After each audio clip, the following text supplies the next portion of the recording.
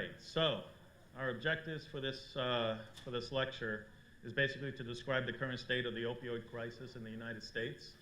We're going to discuss viable solutions for acute and chronic pain, both opioid and non-opioid. And we're going to review some literature. So as we go along, I'm going to point out to some literature. And I do have a list of the papers that we have reviewed over time as to the protocols that we did in our emergency department.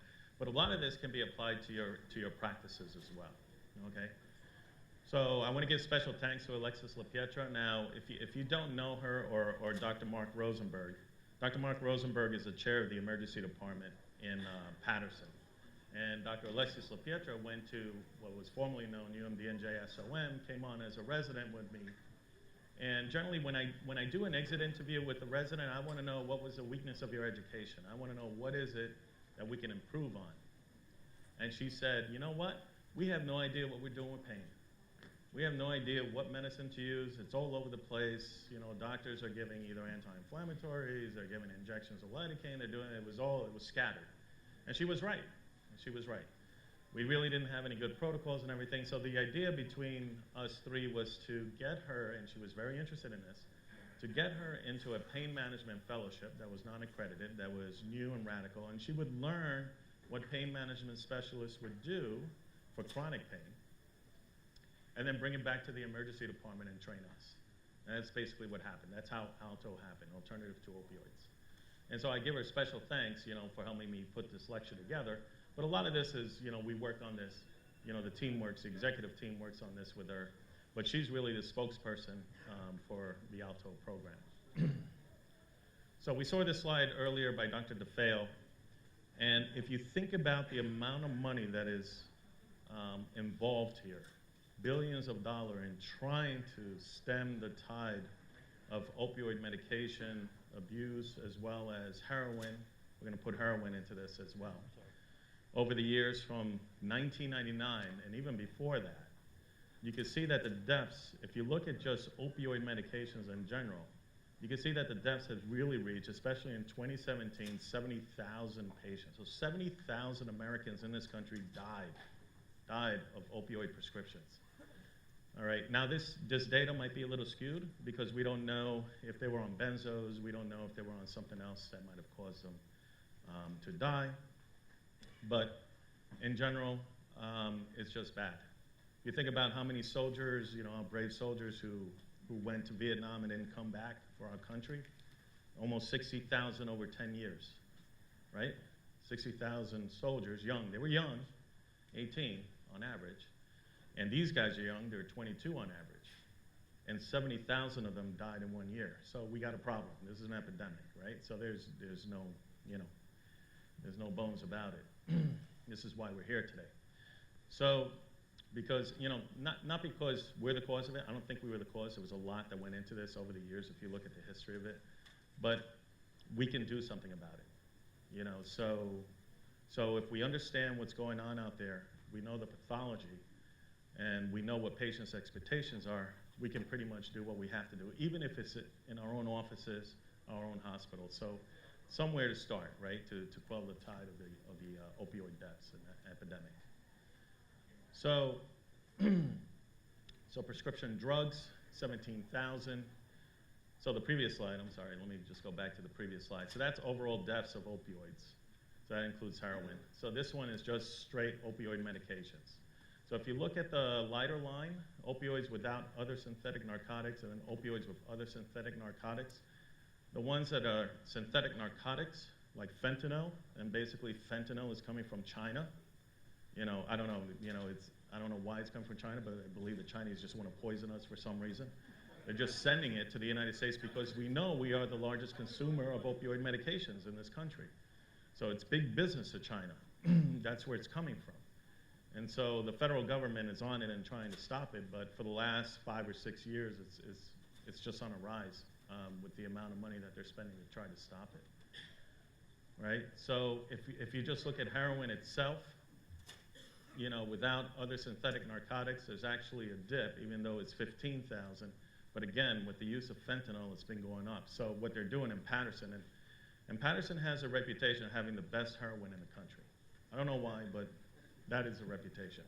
There are people that travel from California to Patterson when they get a text from one of the dealers and say, we got X amount of heroin and it's the best thing, and they fly out. And then they end up in our emergency department because they're not used to what it's mixed with, and they've overdosed. Okay, these are not Pattersonians. They're not the population that we treat. These are people coming out who have means and are businessmen, stewardesses. Let me see, who else did I treat? And architects, you know, that are addicted, and they get in trouble with us. If you look at benzos and any opioid prescriptions, you know, there's a rise here too, and this is alarming. So if you can remember, there was a regulation put out by, or a recommendation, I should say, by the state board 1 or 2 years ago that stated, you know, if you're going to prescribe a benzo, you should really look at the PMP to make sure they're not on a narcotic, opioid medication, because there's a high probability of mortality with those patients. And so, you know, you have to be cognizant of that. So you don't have to do it like you do with opioids. You know, there's the regulation for opioids. If you're going to prescribe it, you got to check the PMP, okay? The recommendation for benzos, take a look at the PMP so they're not on opioids, but you're not obligated to look at it, okay?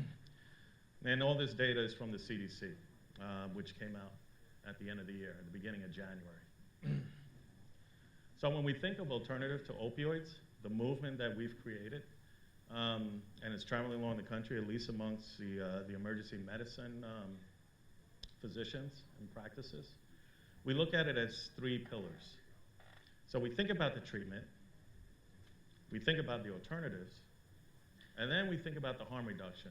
And the harm reduction means those patients that are on chronic opioid medications, we don't want to be unjust and just stop the medicine, but we want to help them with their treatment. So we do get a lot of patients that are coming in withdrawal, and they might perceive it as worsening pain. And that's where we have to tease it out. So the Alto prevention is multimodal approach to pain management. Okay, so I'm not just going to use one drug to try to treat the pain. I'm going to sit down with the patient and try to see exactly what it is that I'm going to be treating. And if there's a psychological component, I'm going to involve a consultant on that. If there's an addiction component, I'm going to give them an option for that. Okay, so it's multimodal. Acute pain, okay, fine. You fell, you hurt your back, or maybe you lifted something, you hurt your back. It's acute. There might not be any fracture on the initial x-ray. Neurologically, they're intact. Well, what's my goal of management at that point? And the goal is to improve the pain, but I might not take it away 100%. And I have to have that conversation with the patient. Of course, the follow-up. And if I feel that opioids are indicated initially, I have to remember that it's only for 5 days, short course only. And then I have to make sure that they follow up with their physician. And if they don't have one, we'll try to find them some. We're going to focus on opioid-sparing strategies. So the lower the dose, the better it is for the patient, right? So that they don't get addicted to it. Studies have shown that patients who are on opioids initially, over a month, have an 18% chance of getting addicted to the medicine. So that's a high number. So there's a high probability that patients will get addicted to it. So you want to use targeted interventions, and we can talk a little bit about that. And then patient-physician education. So I have to educate myself as to the modalities that are out there, and some of them are not, you know, are off-label, you know, and I'll point that out in a minute. And what is the education to the patient, right? So if they fell, they're scared. They want to know if they broke a bone. I tell them, you know, you didn't break a bone. The radiologist read the radiograph. There's no obvious fracture. There's no dislocation. It's all musculoskeletal. You know, you're going to put an ice pack. You're going to keep walking around if this is your back that we're talking about, your lower back. You're going to keep walking around. I'm going to give you some medicine. I'm going to give you an anti-inflammatory. I'm going to give you cyclobenzapine. I'm not going to give you any opioids right now because you know what? I don't want you getting addicted to that. I literally say that to the patient. It can be harmful to you, you know. And then follow up with your doctor, and then we'll see, you know. So patient education is paramount. So off-label uses for medications, I'll get into that in a minute. Opioid risk, very little benefit long-term. We know that, we know that. Short-term, there's some benefit, no question. Short-term relief, get them off the medicine, and then continue physical therapy and help them live with the pain on other medications. And then the risk-benefit discussion is the utmost important. And like I said before, the regulations in the state is if you're prescribing an opioid medication, you really have to document the risk and benefits for the use of opioids. All right.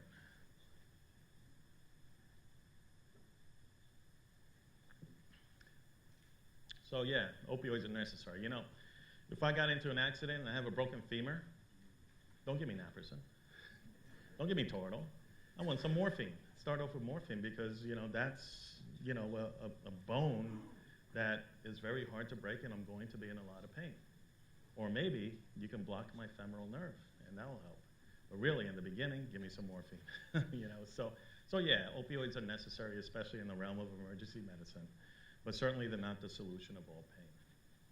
So we're going to roll the dice here, and we're going to get right into it. So Dr. DeFeo talked about IV lidocaine and how we use it in the emergency department. So I'm going to tell you a little story. I had a patient come into my care, and he had previous history of kidney stones, and he knows it's a kidney stone. And he says to me, Doc, I heard about your hospital. You have the Otto program. And I have been addicted to heroin, and I don't want narcotics, but I want to be treated for my pain, and I'm just letting you know, Toradol doesn't work for me. So that's great. I have something for you. I have this, So works really, really well, and there have been plenty of studies. The studies, they're down here, and like I said, there's a copy of them for you guys to look at. But really, there are a lot of good studies out there that show that IV lidocaine work. It's a smooth muscle relaxant, calms down the spasm in the ureter, and generally it's very, very good. And the way, and the lidocaine that we use is a cardiac lidocaine. It's not the regular lidocaine that you would use to infiltrate, the 1% or the 2%. It's a cardiac lidocaine that we have. And I'm not so sure. How many of you guys have cardiac lidocaine in your offices? Yeah, you don't really need it, right? So for us, we need it, right? Good antiarrhythmic. We use it in somebody who's in VTAC, really third line now in ACLS guidelines. But for pain management, with the studies that came out there, certainly works. And it works for postoperative pain, especially for abdominal pain. And the way you dose it is basically 1.5 milligrams per kilogram with a 200 milligram max, and you basically infuse it over 10 minutes. So you have to put it onto a pump and put the patient on a cardiac monitor. So this one's more relegated for the emergency department, and it actually works. Now for the postoperative pain, they do it intraoperatively, which is the CRANK study from 2015, surgeon. And basically what they did is, the anesthesiologist will put it in, they use 1.5 milligrams over 10 minutes, and in the other study, the Vignault, it was basically over the entire period, so they did it 2 times, but the max was 200. And they showed that post-operatively, the patients, they didn't really need narcotics for pain management, which was good, because remember, if you're using narcotic medication and you want bowel motility to start, you're really going to do them a disfavor if you're going to put them on morphine, on a morphine drip for pain control. So really, really works well. Back pain. Anyone manage back pain in your practices?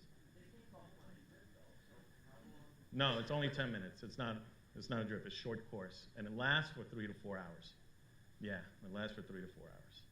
But you're not on a consistent drip, no. Yeah.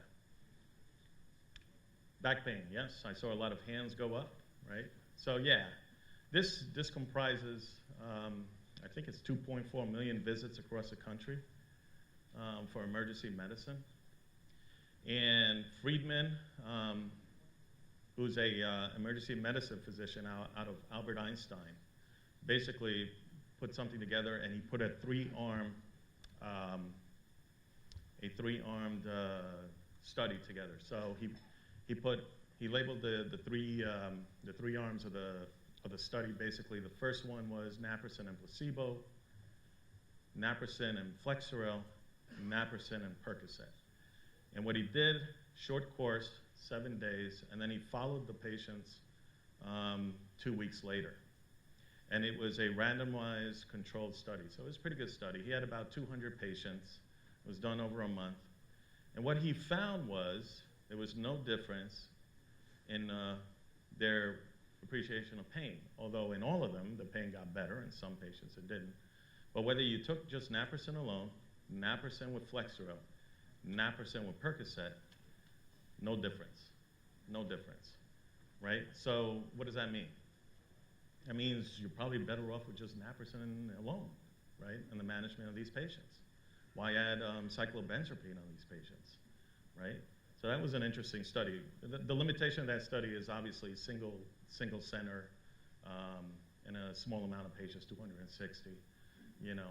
And the average age was basically 28, and male and female ratio was about the same. So obviously there's going to be more studies, but in their population, if you know what Albert Einstein is, it's basically in the Bronx, in a more affluent area, although they take care of a lot of indigent people as well. And then Lee in 2016 basically did a similar study with more patients in a prison system, but again, he didn't find any difference as well. So where does that leave us? You know, so there are several studies talking about all these different medications, and many of you use this in your own practice, right? So ibuprofen, 400 milligrams. So there's 400, there's 600, there's 800. A lot of the studies show no difference between the three, with the exception that complications can go up as the dosage goes up. So if they're on there every 6 to 8 hours and they're taking these pills, the fact that their pain is the same, whether you're giving them 400, 600, or 800, you know, there's no difference in the treatment of pain. Think about that. But if you're at 600 and 800 and they've been taking these pills, especially if you're older, you're going to develop peptic ulcer disease and eventually gastric bleed and, you know, the complications with that. So really, 400 milligrams of ibuprofen is enough with the current studies. So try that and see how the patient does. Diclofenac cream, great cream, you know, relatively inexpensive. Rub it on the joints, rub it on the lower back. Definitely a good medication for short-term purposes. High-dose Tylenol really works well. 1,000 milligrams every 4 to 6 hours, and I reserve that for older patients. You know, the older patients, 75 or over, who you really don't want to give ibuprofen or an NSAID to because you're worried about, you know, gastric ulcers and peptic ulcer disease, which they may already have. Try Tylenol. It's a great medicine. Always works. And I'm always amazed, you know, with a, you know, older lady who falls. She has a Colles fracture, and I give her 2 Tylenols, 1,000 milligrams, and her pain is better. It's amazing. You know, and I say, would my pain be better if I took 1,000 milligrams, you know, and I had a Colles fracture? I don't know. You know, but definitely 1,000 milligrams, no problem. And you have to understand, most patients get their Tylenol over the counter, and they'll buy the 325 milligram, and they only take 2, and they say it doesn't work. Well, it's not working because you're underdosing. So make sure you educate them to take 3, or get the extra strength Tylenol, the 500 milligrams. Really, there hasn't been any study on the 750s that we've seen, you know, so just the 500 milligrams, 2 tablets every 4 to 6 hours. The lidocaine patch is very good. The only downside, you know, it lasts for 12 hours. You put it on, you put no more than 2 patches on the body. The problem with the lidocaine patch is very, very expensive. And sometimes Medicare and medical insurances will not pay for it. And you're going to get a phone call from them and say, hey, can we switch it over to lidocaine jelly, 5%? And then lidocaine jelly, 5% does work. The only problem is it only lasts 6 hours. That's the difference. So just be cognizant about that, unless a patient really wants to pay $200 for those patches. Trigger points. Oh, it came out too small. All right. You guys know what trigger points are, right? We all felt them on each other in medical school, and we use it on our patients and everything. And, you know, if you think about back pain and trigger points, maybe it's a strained muscle. They don't really need medicine, especially if it's a chronic issue, right? And if you can diagnose it, whether it's, once you diagnose it, I should say, and whether you use dry needling or some lidocaine to disrupt the trigger point, that generally works well. You could do facilitated positional release. That works well in our emergency department. We do OMT there. We actually have a study going on right now, head-to-head with OMT and trigger points. So the patients are being randomized. And we only do FPR, passive myofascial. That's it. We don't do HVLA. Okay, so if you are doing HVLA in your office, that's fine, but this is pretty much easy, and they're going to feel relief. Okay, and maybe you're going to need to do that on a monthly basis because of the underlying chronic issue. Maybe they have something that might be causing the trigger points along the way. Maybe it's their occupation or their posture, the way they sit in the office, right?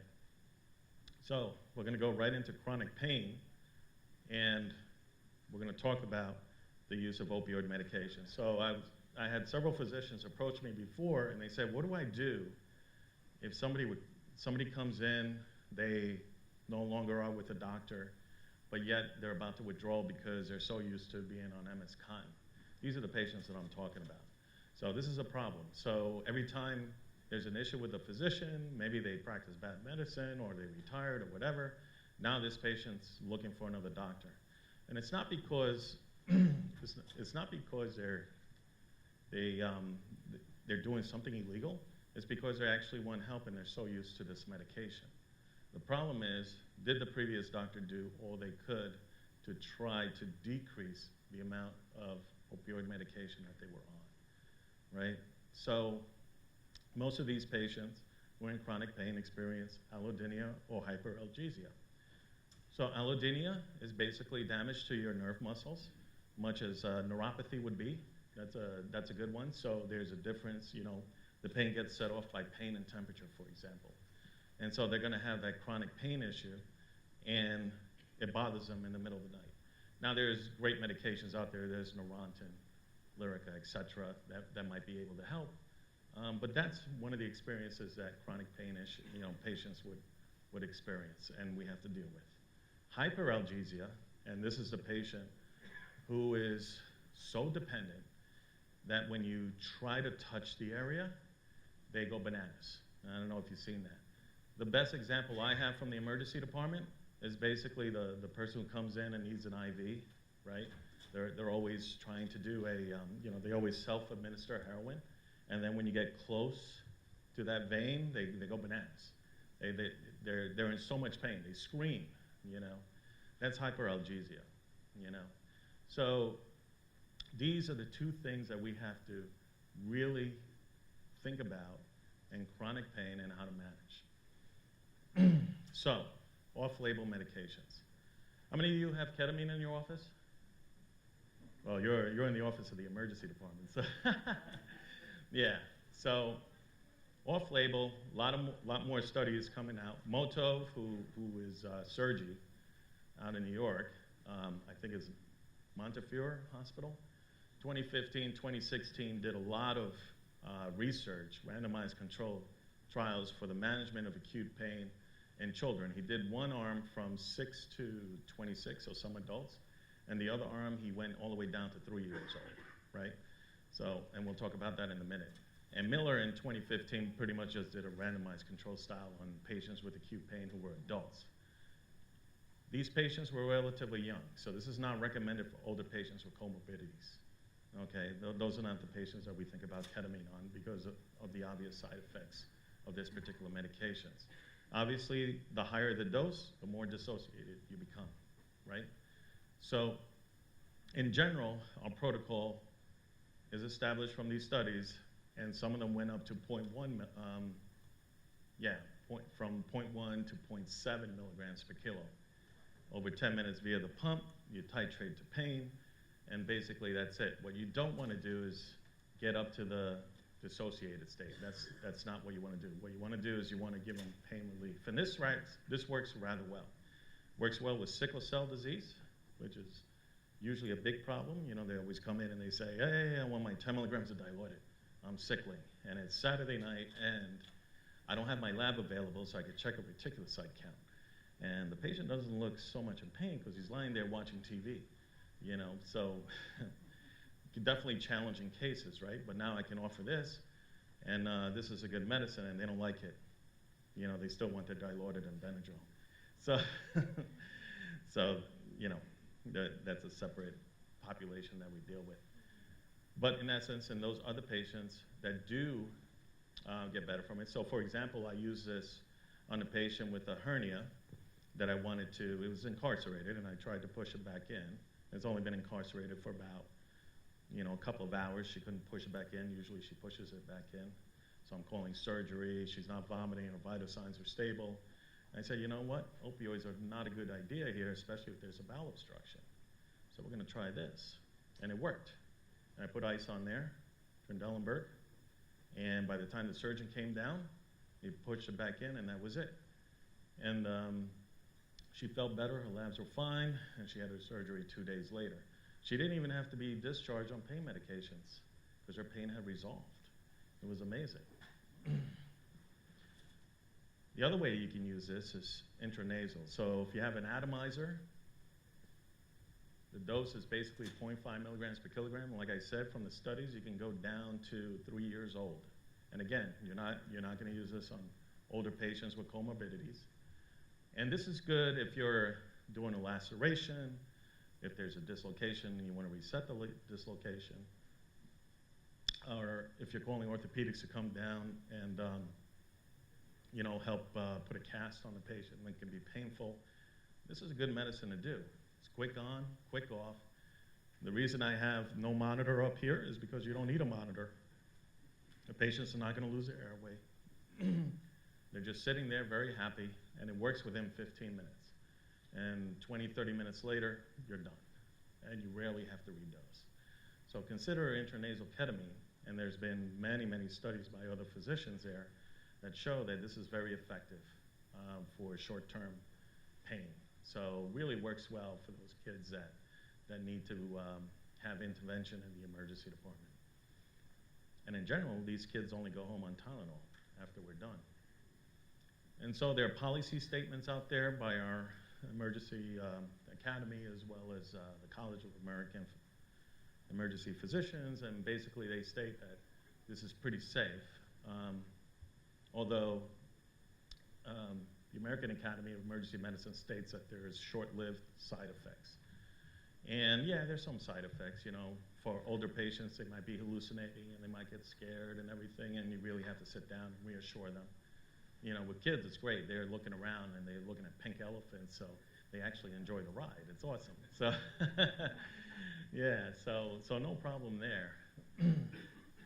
So, Alto prevention summary. So these are 3 things, and Dr. DeFeo mentioned nitrous oxide. I talked about that last year. That works really well.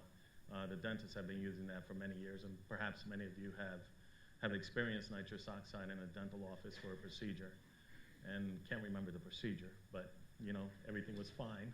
So, but these are the 3 big things that we're focusing on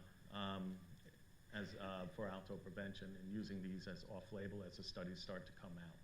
So if you're renal colic, IV lidocaine, try that. It's going to work, I would say 95% of the time, not 100% of the time. If you have low back pain, definitely try all the other methods, including OMT. And if the patient's opiate tolerance, then it's ketamine or IV lidocaine. All right, anyone get a blackjack while you were here? I got it once, that was it. Yeah, I'm sure you did. Anyway, buprenorphine. How many of you guys took this course? Yeah, so the physicians that I talked to about this course, they said it was great, it was educational. There were some things that they talked about that they didn't really agree with, and that's okay. But really, we think, from the emergency department perspective, that this is going to be a great tool for us to use for that patient who's addicted and coming in for a medical emergency, right? So many of you who have experienced maybe one of your patients that you were taking care of, that they come to the emergency department and maybe they have something that they need to be admitted, but they say, you know what, I can't, I gotta go. And the reason they have to go is because they have to get their fix, right? So with I'm gonna tell you a little story. Many years ago, I had a 21-year-old female come in, and she was homeless, and she was addicted to heroin, And the reason she came in is because she had leg pain. When I examined her, her entire leg was cellulitic, and there was pus coming out from the calf where she would be injected. And she was fine, her vital signs were stable, but as her care continued, she started to become a little tachycardic. So in my mind, I was worried about sepsis and started her on antibiotics, gave her the fluids and everything. I managed her pain with Dilaudid because I know that's pretty painful, right? And perhaps Dilaudid would help her with her withdrawal, right? And I told her she was going to get admitted. Boyfriend comes back, and she looks. It's like, what's going on? Can we go home? Did you get your antibiotic yet? I was like, sir, no, this is what we're doing. And she's like, okay, I agree. And I step out. The nurse tells me, Doc, she left with the boyfriend, left the IV there. She's gone. I had no way of communicating with her. She had a serious medical issue, and she was probably going to die. And I have no idea what happened to her till this day.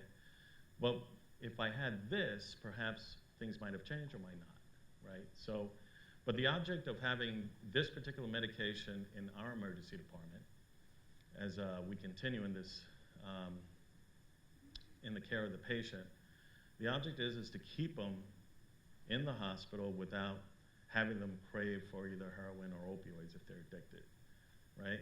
So for those of you who took the course yesterday, you know, this is probably something that you're going to think about in your practices as time goes on. Now, we have a protocol, and I'm going to get into this in a minute, but generally, buprenorphine is going to treat the opioid withdrawal, and it works rather well, right? Reduces the cravings, prevents relapse. It's a Schedule III drug. Any practitioner can do it, and if you take this course and you get your X waiver, then you're done. You can pretty much administer it. So we can administer it once daily for up to 72 hours.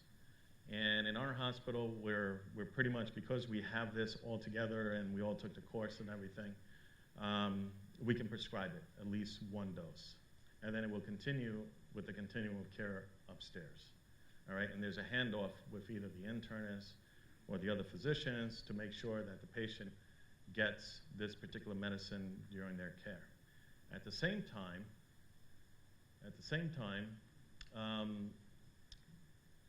we're reducing the rate of AMA. That's what we want. We want to make sure that the patient gets their care and they don't leave because they crave the heroin or the opioid, right? So